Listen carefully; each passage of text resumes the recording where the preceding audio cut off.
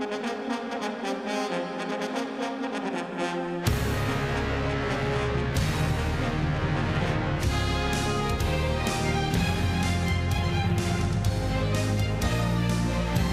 is a Prince George's County Public Schools NewsBreak.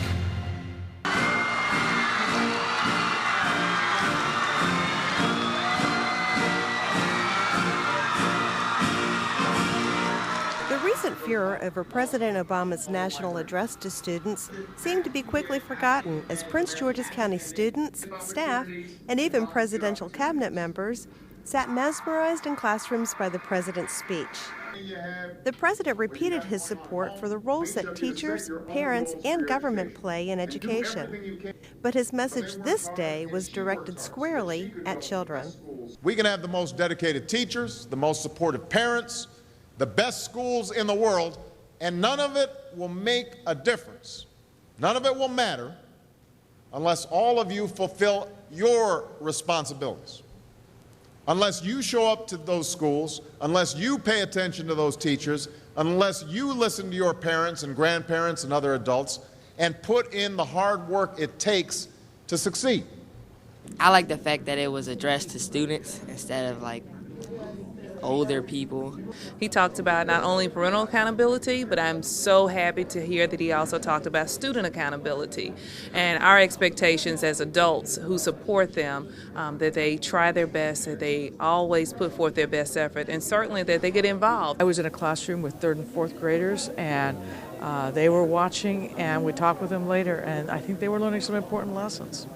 One of those key lessons in the president's speech was not about successes in life, but failures. Some of the most successful people in the world are the ones who've had the most failures. J.K. Rowling, who wrote Harry Potter, her first Harry Potter book was rejected 12 times before it was finally published. Michael Jordan was cut from his high school basketball team.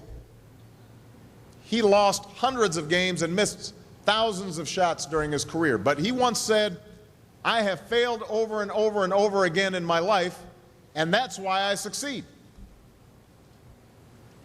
These people succeeded because they understood that you can't let your failures define you. You have to let your failures teach you.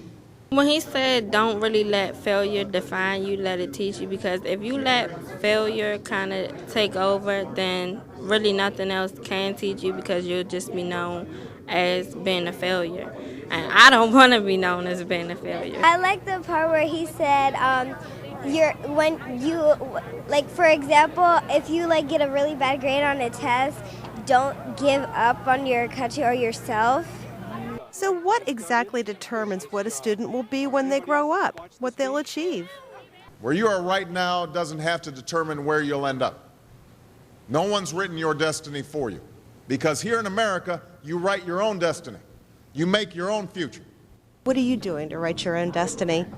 Graduating from high school, and then maybe go to college, and then maybe one day I could become the next president. The thing that struck me the most was when he said that where you are right now isn't where you have to stay.